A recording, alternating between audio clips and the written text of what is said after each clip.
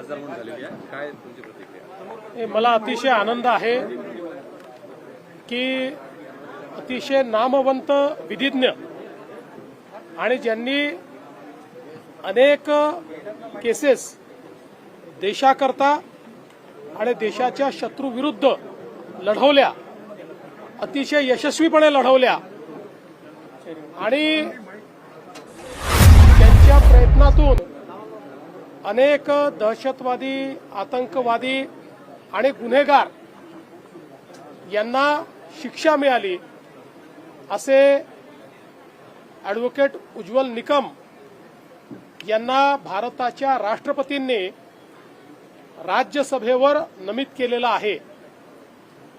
मी माननीय राष्ट्रपती महोदया यांचे आभार मानतो आणि त्यासोबत भारताचे प्रधानमंत्री माननीय नरेंद्र मोदीजी यांचे विशेष आभार मानतो की मोदीजींनी हा निर्णय केला की ॲडव्होकेट उज्ज्वल निकम साहेब यांच्यासारखा एक निष्णात विधिज्ञ जो सातत्याने देशाच्या बाजूने उभा राहतो आणि गुन्हेगारांच्या विरोधात उभा राहतो, त्यांना राज्यसभेवर पाठवलं पाहिजे आणि राष्ट्रपतींच्या कोट्यातनं ते राज्यसभेवर गेलेले आहेत.